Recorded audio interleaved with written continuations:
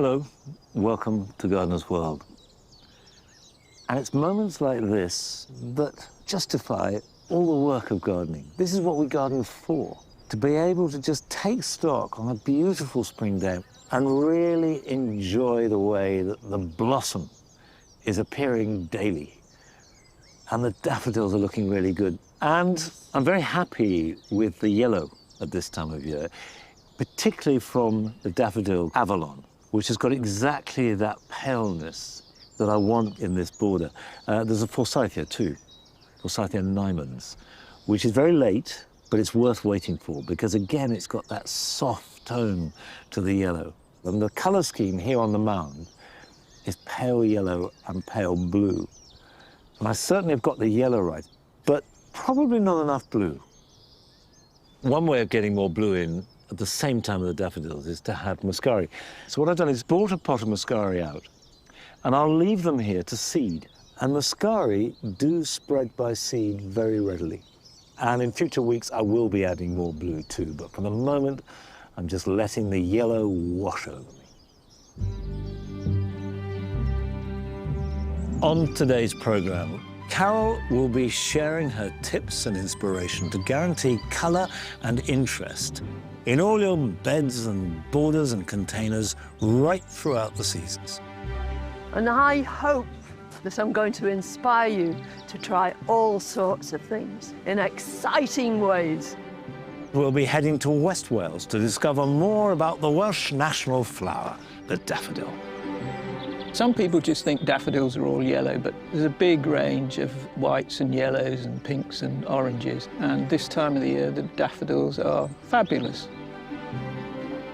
And I'll be showing you behind the scenes on my journey to the RHS Chelsea Flower Show, where I'm creating my first show garden, with help from Ned, of course. I would be a liar if I said I wasn't nervous. I really like the idea of making a garden the way that a dog sees a garden rather than a human.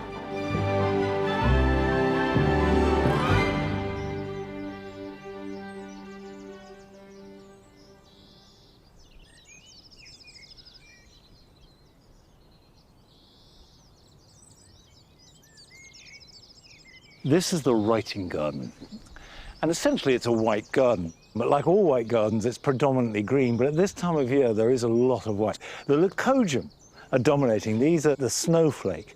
And then, of course, the tulips underneath that. We've got the white pulmonaria. We have a tulip called Lady Jane, which is actually pink on the outside and white on the inside, which I planted to mimic apple blossom. One slight problem is that by the time the apple blossom is out, Lady Jane, the tulip, has finished. But never mind, it's the right idea.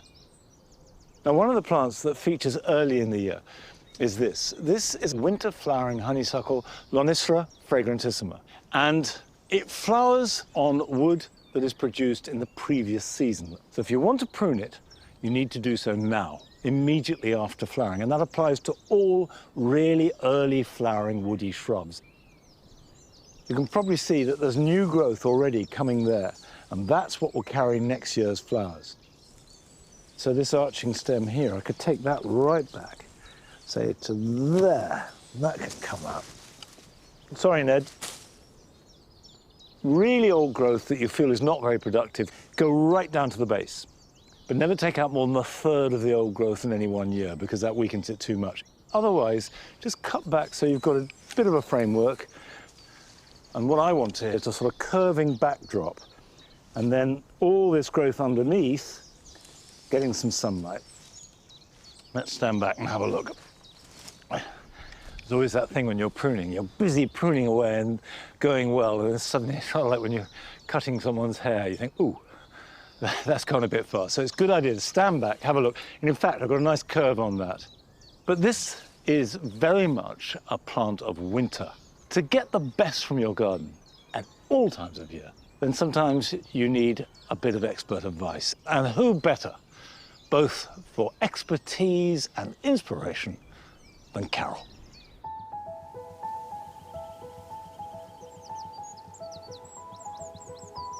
The thing I love most about gardening in a temperate climate is the way that everything changes day by day, everything's different. And gradually, one season changes into another. And each one of those seasons has its very own character, its own personality, defined, of course, by the plants that grow then. This year, I want you to come with me and see how my garden changes through the seasons. And I hope that I'm going to inspire you to try all sorts of things.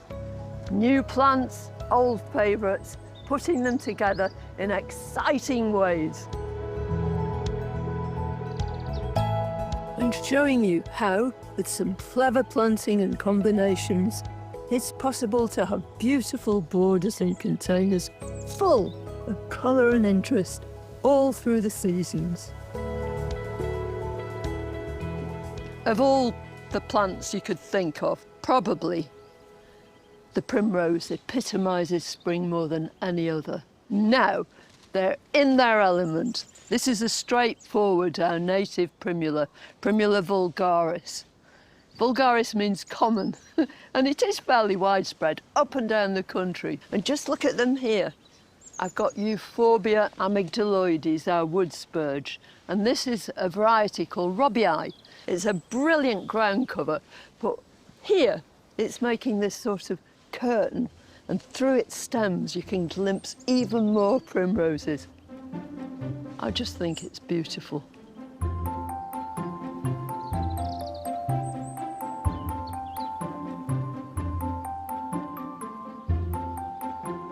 I think this is one of the loveliest combinations in the whole garden, and it's very much of this time, of this moment. So the centrepiece here is this trillium. It's Trillium chloropetalum. I love everything about it. Everything is in threes. It's got 3 big bracts round here. The petals are in threes too. It's even got these extra bits. And if you look into the centre of the flower, that's all in triplicate as well. Now, although it's a woodland plant, it grows deep down in between the roots of plants, which is why it'll come up year after year after year. And in the background, Arum metallicum, marmoratum pictum. Pictum just means painted, and that's exactly what those leaves look like. But taken together, what a glorious combination they are. While there's plenty going on in the garden, there's always an extra opportunity to get early spring colour, shape, and texture into our garden, however big or small, even in a container. If you haven't got a garden, or you just want some sort of movable feast, then it's a great idea to celebrate early spring in this kind of way. Now, the centrepiece here is this lovely daffodil, and I think it goes brilliantly well with these gold lace. This is a primula too, a sort of polyanth, a lovely old-fashioned one with these dark velvety petals and golden centres. And I think that picks up the yellow in here, but to add even more pizzazz, I'm going to use this little anemone called ranunculoides. And it's related to wood anemones. Wood anemone is one of its parents. And I'm just going to squeeze in between. Doesn't it go well? It really looks just the part.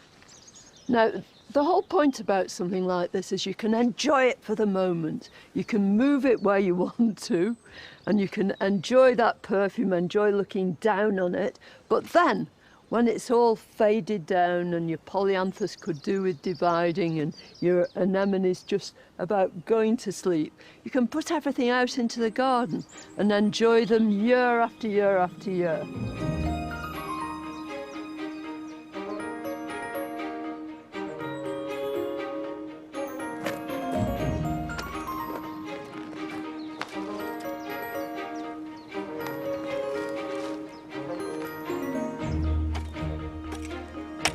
I love this time of year, especially on this side of the garden.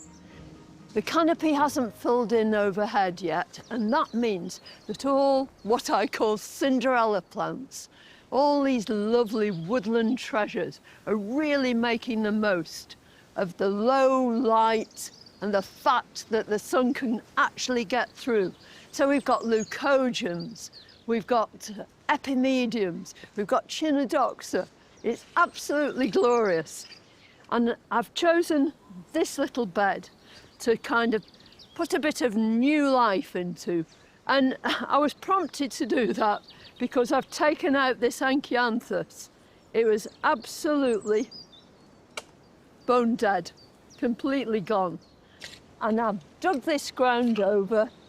I've taken out any sort of perennial weeds that are here, and I've added masses and masses of good compost. So this Ophiopogon, this lovely evergreen, I've got a clump down there and these clumps up here. But what I want to do is to kind of join the two together and make a sort of little rhythm through the bed. With a bit of leverage. Look at that. Completely separate, two brand new, beautiful big plants. And if I put them in here, and you just want to spread these roots out, gently tease this soil in amongst them and shake as I'm going, just to make sure that it's right in between all those fibrous roots. So this can act as a backdrop for all these lovely sparkling treasures we're going to plant in between. Woo-hoo! Well, first thing I want to start with is one of my favourites. It's Anemone nemorosa. It's our own wood anemone. This is one called Robinsoniana, and it's this pale, sort of misty blue. It's absolutely beautiful. And it moves. So although they're going to look like clumps right now, eventually they'll spread right the way through this bed and make this beautiful sort of carpet. Because every single one of these leaves and the flowers comes from a little rhizome. See those there? And those rhizomes live just under the ground and just move around under the fallen leaves, just a couple of inches below the surface of the soil. Another dainty addition to our shady scene is Anemonella thalictroides, so called because of the similarity of its leaves to the foliage of thalictrons. They're both members of the buttercup family, Ranunculaceae. Erythroniums are some of the most exquisite of spring woodlanders, with their reflexed petals and marbled leaves. They're bulbous, and their roots penetrate deeply into the spaces in between tree roots.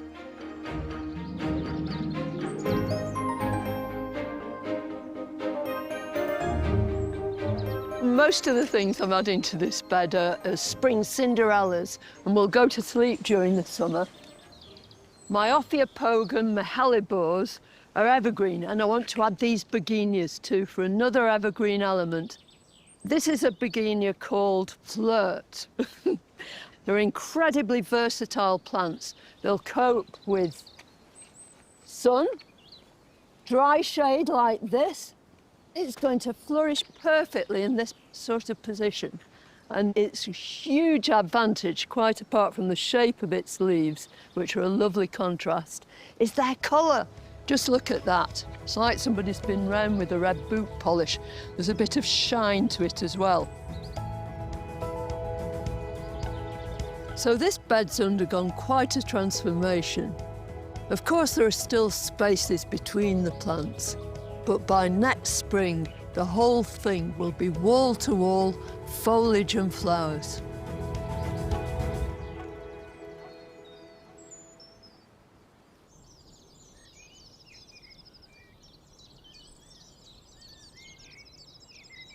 We'll be joining Carol throughout the year and learning from somebody who probably knows better than anybody alive of how to make those plant combinations so there is something special right throughout the year.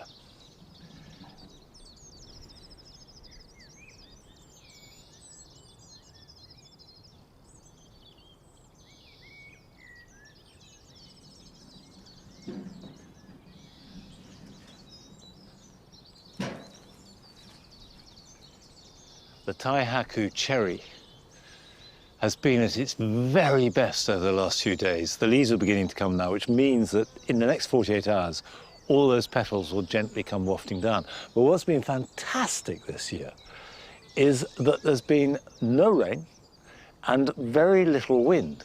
So that means that the blossom has stayed longer than I've ever known it. And Taihaku is famous for being very brief. Most years it's 2 days, if you're lucky. This year, we've had a full week of what I think is the best cherry blossom in the world. The reason I've come here to the damp garden is to collect a hosta. Now is a really good time when you can see the new growth to divide, plant, move hostas of any kind. But also I want to try something else because I suppose I get more questions than anything else about slugs eating hostas. And nearly always that's to do with hostas in pots because my hostas here barely get touched by slugs or snails. And I want to take a couple so I can do this experiment to see how they grow in pots compared to the ground. So all you have to do is just get the spade and dig round it. And hosta roots are quite deep. This area floods, so these get a really good soak in the winter. And I find that as long as hostas get a good winter soak, they can take a surprising amount of summer dryness.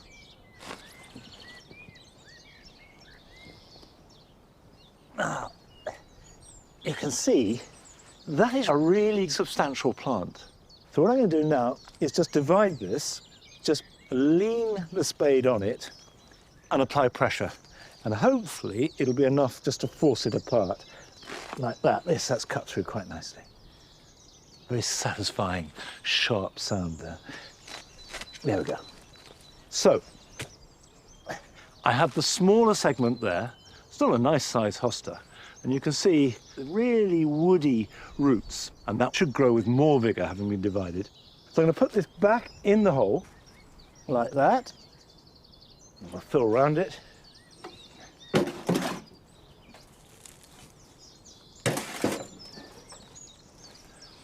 I will give that a really good soak.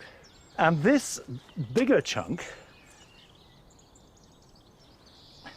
I'm going to take back up and split it and pot it up so we can see how that grows compared to the one in the ground.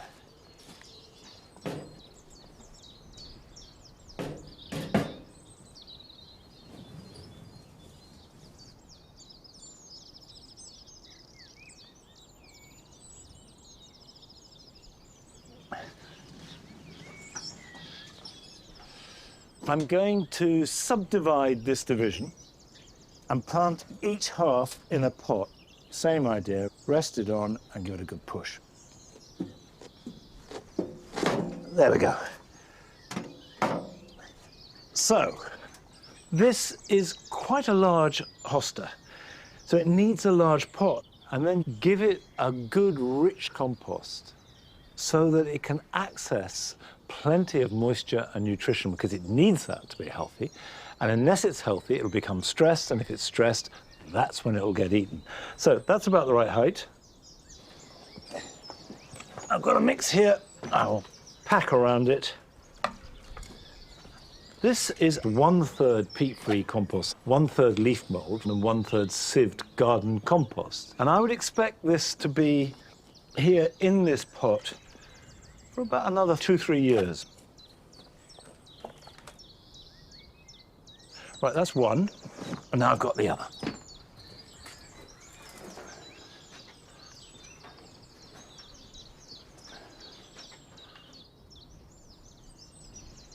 Never fill right to the brim. Leave at least an inch so that when you water it, you can flood it and it will soak gradually in.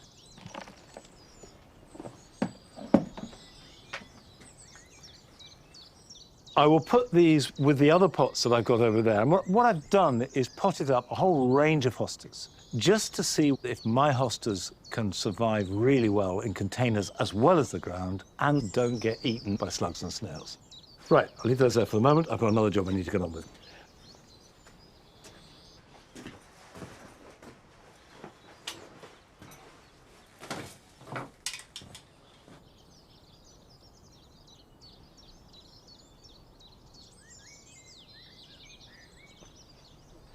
I've got the grass borders on this side, which at this time of year are only just beginning to show new green and grow. And the jewel garden on the other side of the path has had big changes this year. We still wanted it to be the jewel garden as it's always been, but we needed to just rethink the planting. Given all that we've learned, given that we've got climate change, given that we're getting older and therefore we want to reduce maintenance a little bit, how would we plant it? And one of the things I decided to do is add more grasses. I did add a few Miscanthus sacchariflorus last year. They're down at the end, and I didn't cut them back because I wanted to see how they looked. And I decided to add more. Miscanthus is one of those grasses that is very forgiving. It's very adaptable. It will grow in most soils and most situations. So a great place to start if you're not used to growing grasses. And Sacchariflorus is huge. It's the biggest of the lot. It grows 14, 15, 16 foot tall. So I want these to go in the middle of the borders where they can compete with the vigor of all the growth around them.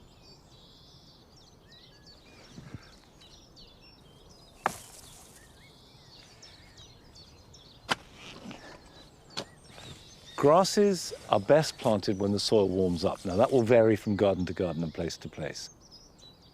Right, let's see if I can get out the pot. There we go. Right. Right. Don't plant it too deep. When you're planting any grasses, if in doubt, put it on a slight mound. That is actually perfect.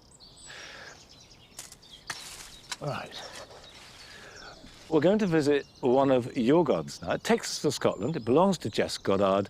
And although it's small, it's full of lovely things. Hi Gardeners World, my name's Jess and welcome to my balcony garden in Glasgow.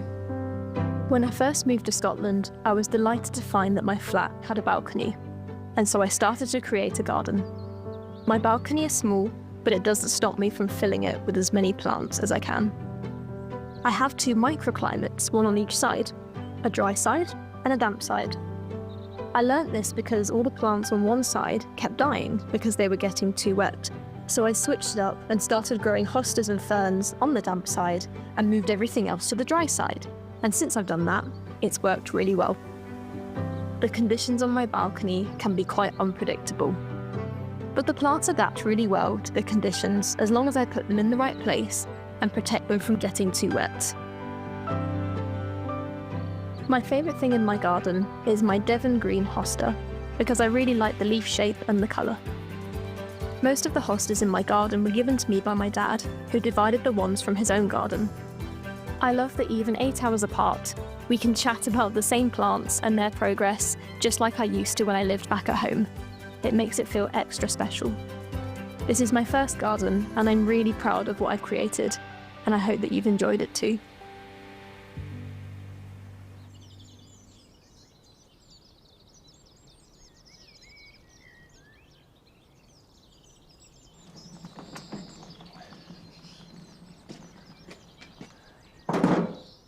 I love the enthusiasm.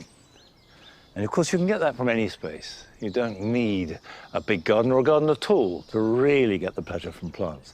And funnily enough, I could really relate to Jess's balcony because that thing of having one area quite close to another with very different growing conditions, we've got exactly here in the herb garden.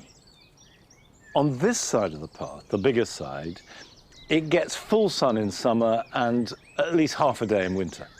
And we grow Mediterranean herbs in there without too much trouble. But once you get back into this space, the shadow is quite deep and no herb thrives in deep shade. However, some will cope with shade much better than others. I've got here some chives, which are really good. Chives are probably the easiest herb of all to grow. Easy to grow from seed, and when you cut them, they regrow really fast. And as long as they get 3 or 4 hours of sunlight, they're good for shade. I've also got mint. Now, listen carefully. Do not plant mint into any kind of border because they are very, very invasive. However, they're brilliant in a pot or a container of any kind. And I've got 3 types of mint here. I've got apple mint, which is the best mint to add to new potatoes. I've got spearmint, which as an all-round mint is probably the best for cooking, and peppermint, which I think makes the best mint for drinking. And I'm going to put them in pots, but not the same pot, because they muddy each other's taste. Now, this is a particular favourite of mine. I'm not sure you could technically call it a herb, but I'm going to. It's red-veined sorrel. It's got a distinct tangy taste, and I think it's a really good plant to add to all kinds of things. You can cook with it, you can add it to salads. It's just an unusual and beautiful plant. You all right, Ned? You okay? Do you want to come and help me? No. Now, I'm going to start with the sorrel. The sorrel, of course, is a perennial, and so it does come back year on year.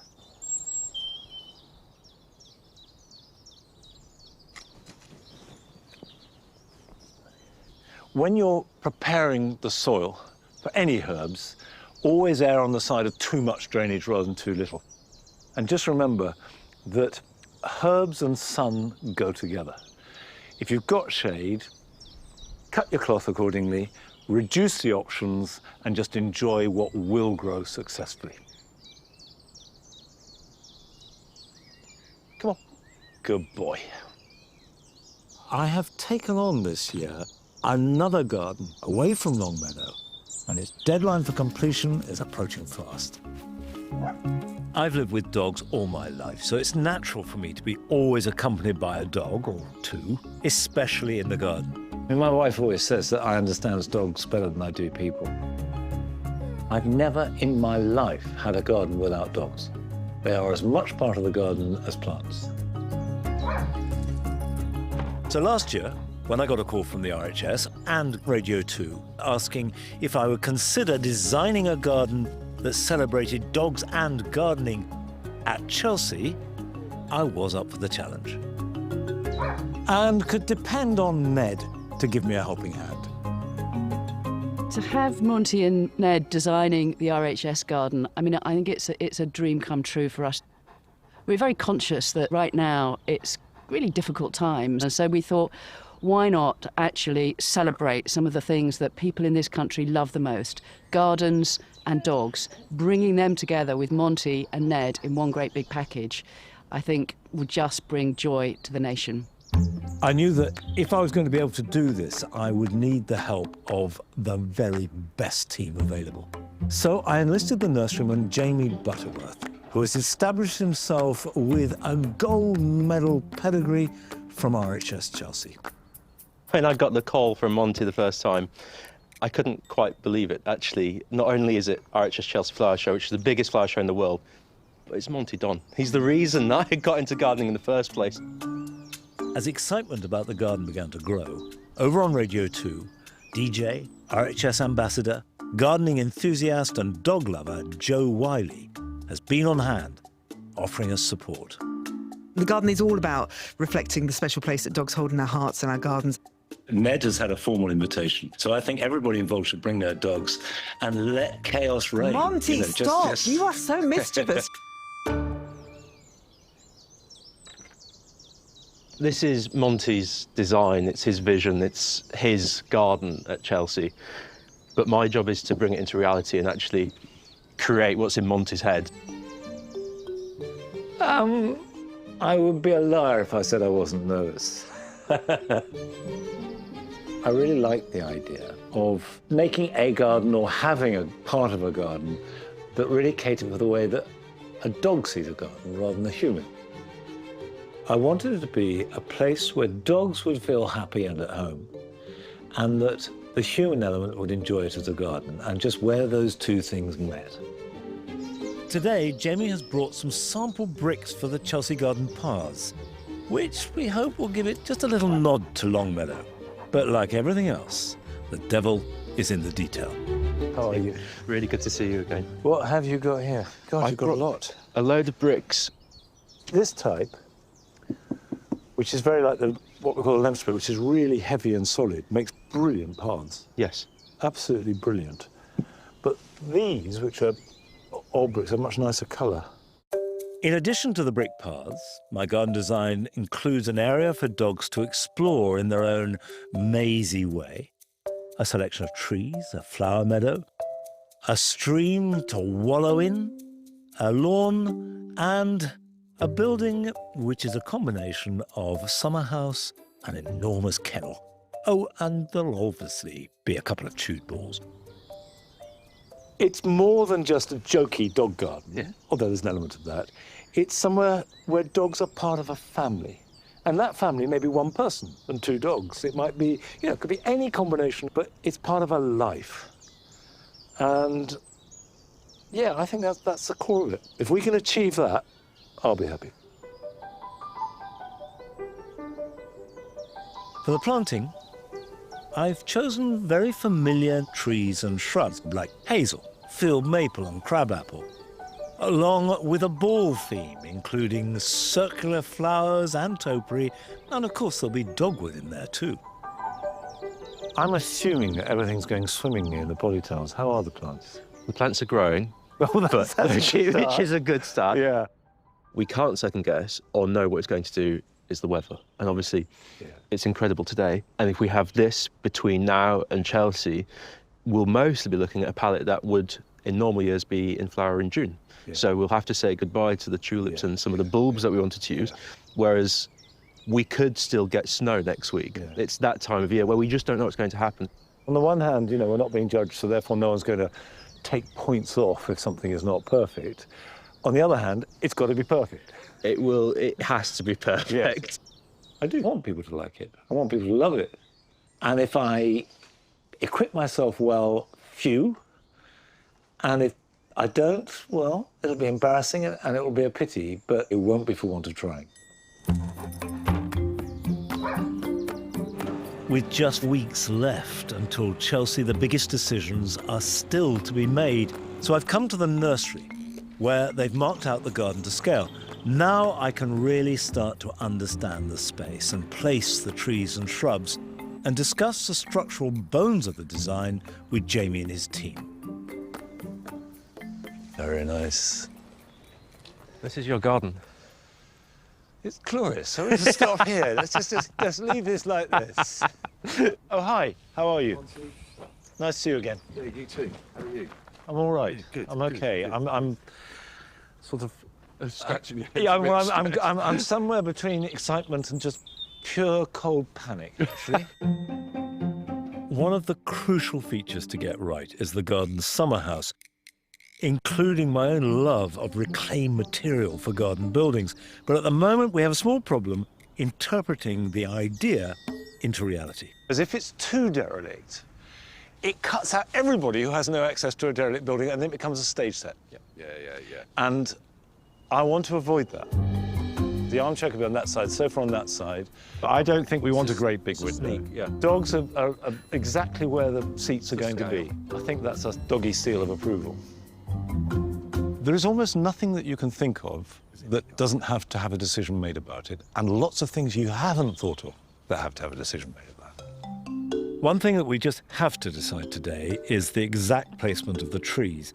Okay, you're good? You're good? What that means is we don't need something like that in there. And that takes a lot of fine-tuning. So Jo's arrival is a welcome relief, and she's here to get a dog garden update for her listeners. It's all about detail for me. Inches will make a difference. The difference between being dead right and okay is small, but critical. Having finished our radio interview, we've still got a lot of trees to place. So Jo lends us a hand. So we're trying to create a foreground of trees where you look through the stems. Yeah, that's much more like it. Much more like it. That's gorgeous. That's great. The height is right. Yeah. And the width. They're just working things out at the moment. That's exactly what's happening. It's like, does this look right here? No, it's not quite right. Just moving stuff around. It's actually quite frantic and quite manic. I quite like the idea of you having the gate in the corner. That's nice. Yeah. So that's exactly where Jo is now. Jo, you are the gate. I am the gate. Slightly over. That's To it. left? Perfect. You're gate-tastic. I'm the gate. Is this garden going to be judged not by judges, no, but by people. It's going to be so scrutinised. Everybody is going to have a view about this garden. He's a very brave man, Monty Don. We started this journey last July. We're committed. Can't get out of it. Got to go ahead. We are 2-3 steps closer to what we're trying to achieve. From the outset, I wanted to be sure that the finished garden was somewhere that was good for both people and dogs, which is where my co-designer, Ned, comes in. That's your bit there, okay? You're going to design that, okay? Got that? Good boy. So last week, Ned and I went to Jamie's nursery together to decide, from a dog's point of view, where the pathways should go. Hello, Ned. How are you? This is the garden plan, and we had made some sort of tenuous nods as to where the dog paths might go, but obviously it was always going to be designed by Ned. And so I've got a blank corner here that as we watch Ned wander through the garden, we can actually map it out, and that is what we will build at Chelsea.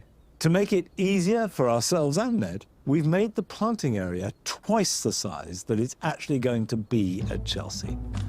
So now, all we have to do is watch Ned's progress as he maps out our paths.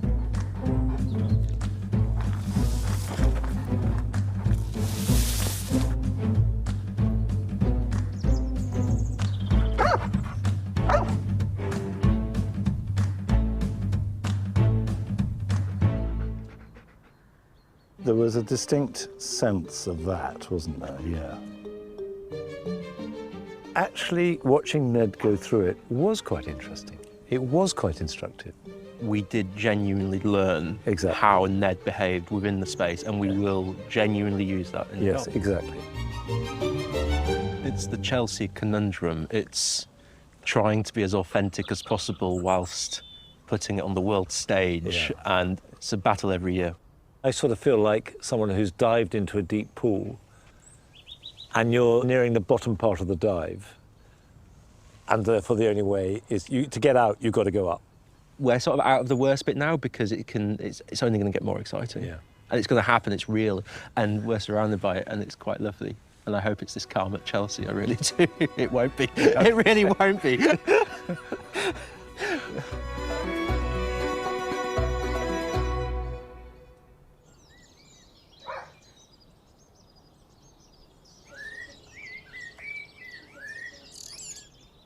I'm very aware that that's the story so far. There's another month to go and an awful lot to do, an awful lot that can go wrong. But let's be positive, an awful lot that hopefully will go right. And we'll share all that with you when we get to Chelsea. And of course, you'll be able to see the finished garden. So fingers crossed. Now, Chelsea coverage starts on the 18th of May, and we'll have more coverage of this journey towards completing the dog garden. And if you want more news about it, then Radio 2 is really involved, and Joe Wiley has been a great partner from the very beginning.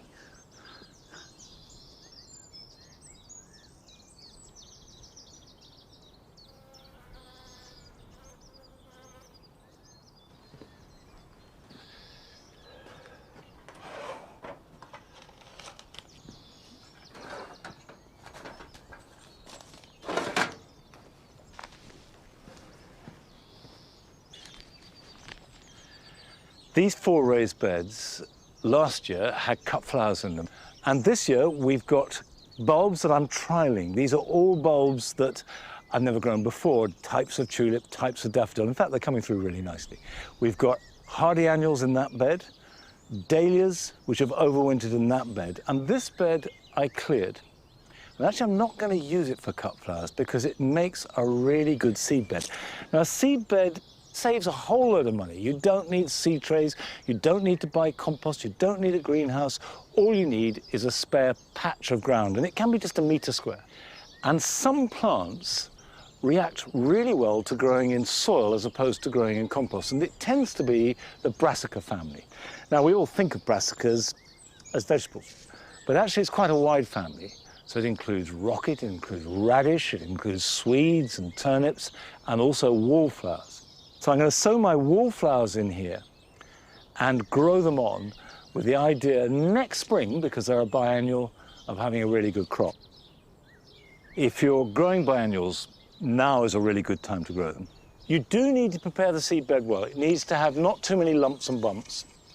So rake it and take out any obvious big stones or clumpy soil. And I'm going to use a spacer that's quite narrow because they're not going to grow very big before I transplant them. So this will do fine, and that fits in there. Now, I'm going to start with a variety called Blood Red. And wallflowers are a fantastic companion to tulips. And of course, the other thing about wallflowers is they have some of the best fragrance of any flower you can grow. They have a really honey fragrance. All you need to do is with your hand just draw a little drill like that, and down the other side, and sprinkle the seeds thinly. Now, this is the tricky bit. Ideally, you want each seed to be about 1 inch apart. Now that's, in practice, impossible. But try and just space them out the best you can so that you don't waste seed. Having done that, just lightly cover them over. And the easiest way to do it is just run a thumb and a finger down either side of the furrow, and that just pulls the soil across it.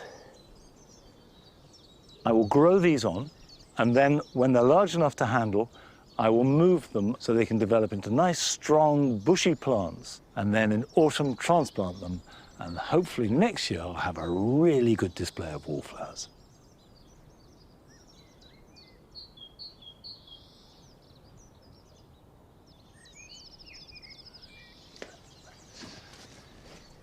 I have to overwinter all my salvias, but in the greenhouse, they do have an inclination to keep growing, sometimes even flowering quite well, and they get leggy because the light levels are low.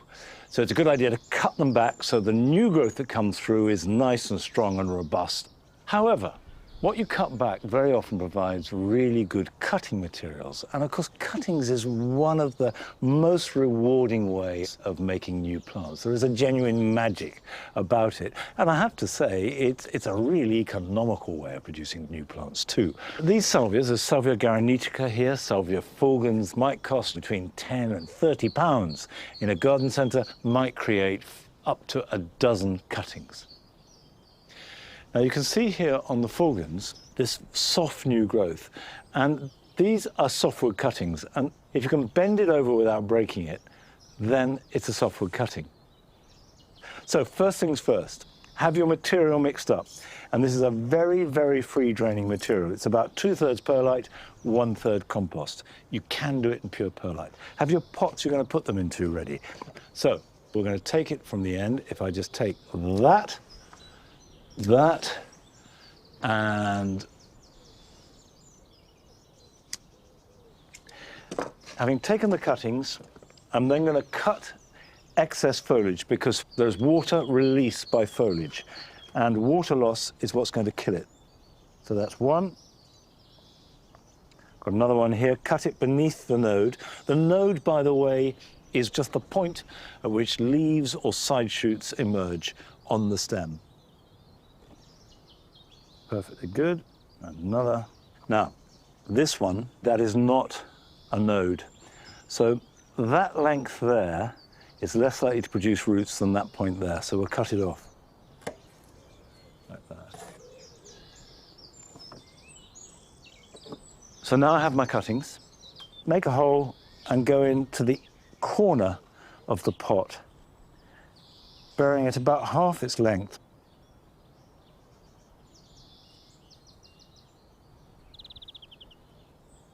Now this is where you have to be quick.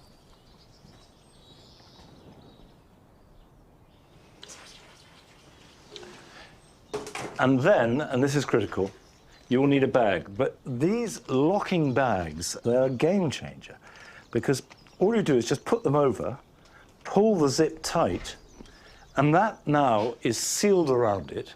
And what it does is it stops evaporation. That will keep it alive long enough to produce new roots. Put it somewhere sunny, pot them on in about 2-3 weeks' time, grow them on, and then plant them out later in summer. And as for the parent plant, harden it off for at least a week in a sheltered place outside if it's been indoors before planting out in mid-May. Now, there are still daffodils, thankfully, looking glorious. But I suspect that they were at their best a couple of weeks ago, which was when we went to West Wales to visit the small holding of Julian Warmold, where he had thousands of daffodils in glorious display.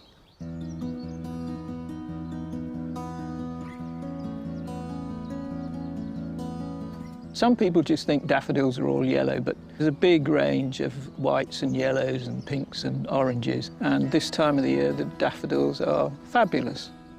We're about 800 feet up here in North Carmarthenshire, and in the landscape, still at the end of March, in a year like this, there's almost no wildflowers, just a few celandines. And daffodils obviously give us that burst of spring colour.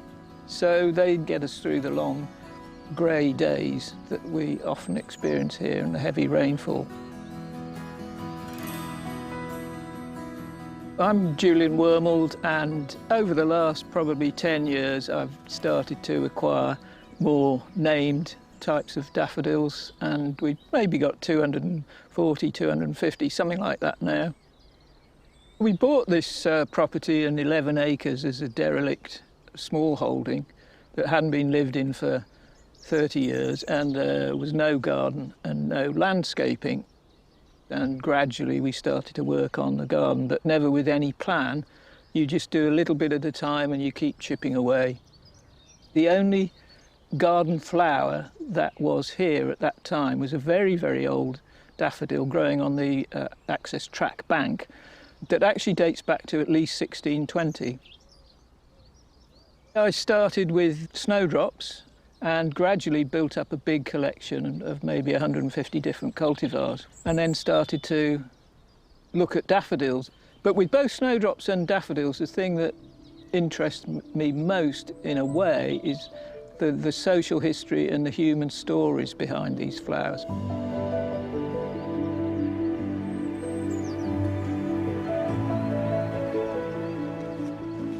This is the Tenby daffodil, which is native to this particular part of southwest Wales, and it's a species daffodil, Narcissus ovularis. And because it usually comes into flower on March the 1st, which is St David's Day, and it's a classic all-yellow daffodil, it's a great emblem for the Welsh national flower.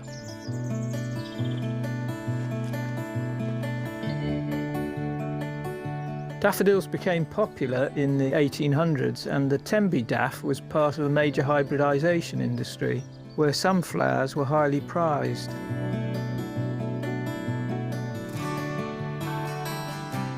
And this lovely daffodil is one called Brunswick, and it's one of our favourites because it flowers really early, it's tall, the flowers are probably the longest lasting of any daffodil that we have, and I really like the combination of the flower with the bluey green leaves.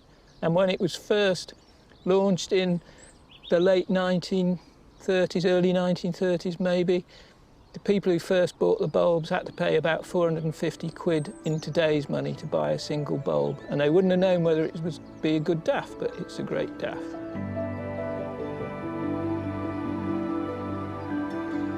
Historic daffodils are often more subtle in colour and form than newer hybrids, and many have proven hardiness, although modern hybrids have stretched the range of flower types.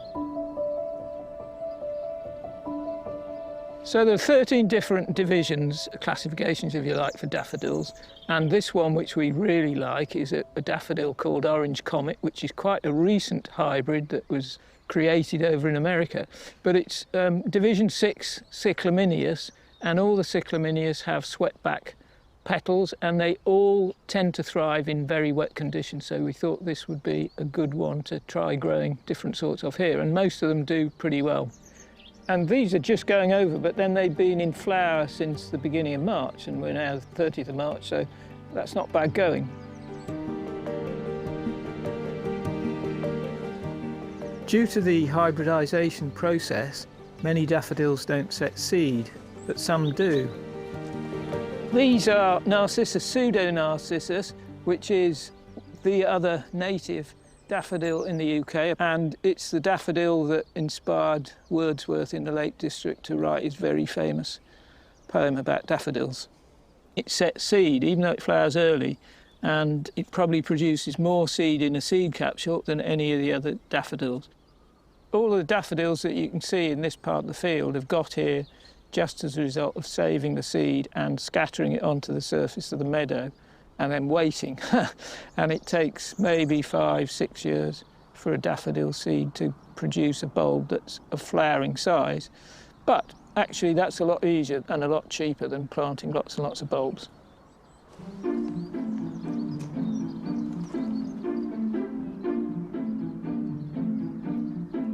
The meadow's grazed in the autumn and the daffodil seed is scattered at this time. The seed's pushed into the soil by a specially named sheep. Every year we get a new crop of lambs and we decided to give them daffodil names. So we've got a lovely ewe lamb, the first one to be born this year, which we've called Lalique, after a gorgeous daffodil actually that flowers later on. I've got a ewe called Jetfire from 2 years ago that's particularly friendly, and she will come and have nuts out of the bucket and she'll have her chin tickled.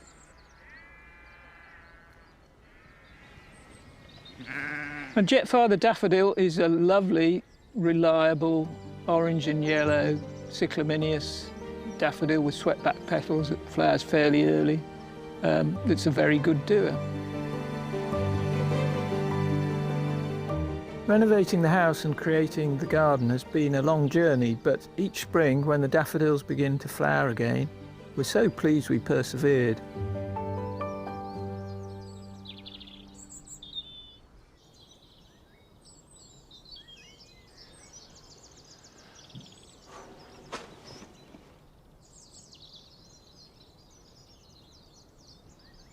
I like the idea of spreading seed just directly onto meadows for daffodils. It's a lot easier than planting bulbs, and 5 years goes quickly enough.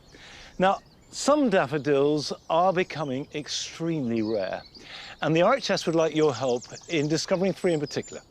They are Mrs. R.O. Backhouse, Mrs. William Copeland, and Sussex Bonfire. And if you either have those growing in your garden or you've seen them, if you go to our website, you'll get instructions on what to do and how to contact the RHS. And if we do just get 1 or 2 of those and can collect the seed, then that keeps them for posterity. Come on.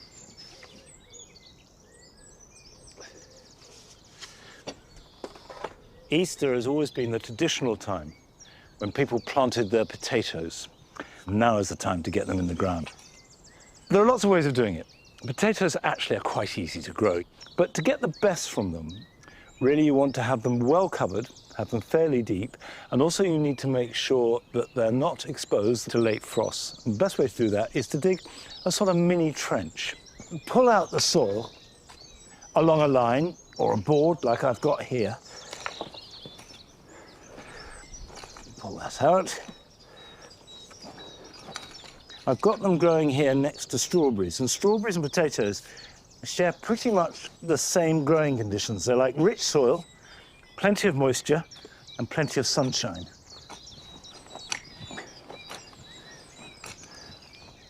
If your soil is very thin, it doesn't hurt to put a layer of compost along the bottom. Now, this is a variety called Charlotte, which is a second early. First earlies are the traditional new potato. Second earlies, like Charlotte, they have the sweetness of new potatoes, but they store better. And Charlotte are one of my favorites. Now, when you're planting, the basic rule is that the closer together they are, the smaller the potatoes will be. Now, so with new potatoes, you don't want great big ones. By and large, I would say about a foot or so apart is fine. And these are chitted well. You can see that they've got a nice, firm, purpley green little bud on them. You can rub off any side ones. And that will put all the energy into that shoot, and so they will grow away faster. So we can pop that in there like that.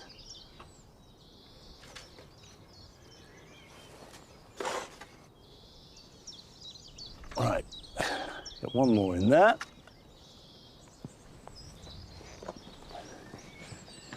There's my friend the robin. Of course, if you're really short of space and you don't even have a garden, you can still grow potatoes because they grow very successfully in a large container or a sack. You need to puncture it to make sure they drain, keep them well watered, and they work perfectly well.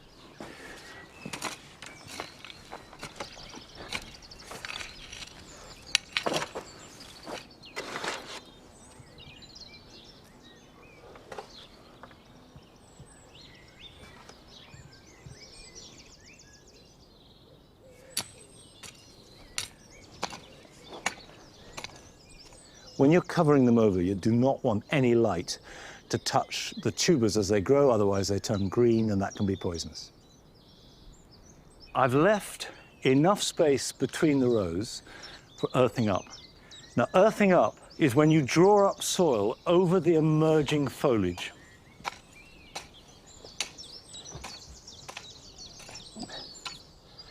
Right, now you've been watching me work, it's your turn. Here are your jobs for the weekend.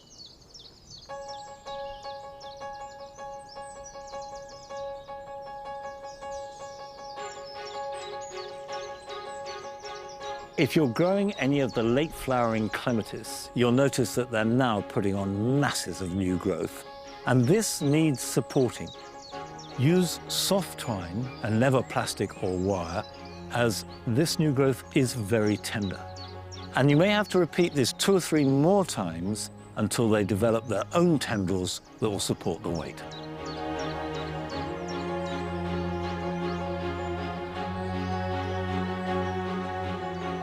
If you're growing tender annuals, like these cosmos, they will be starting to grow strongly and even developing some flower buds. But it's too early in the year for this. So be bold and be prepared to cut them back by up to half. And this will encourage lots of side shoots and strong bushy plants that will flower better and longer.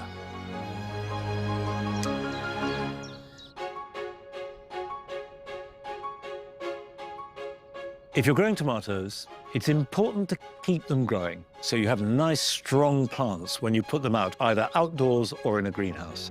But it's a bit early for both those. So, making sure they don't get root bound, pot them on either from a plug into a pot or from a small pot to a bigger one. And this will ensure that they continue their healthy growth and buy you some time.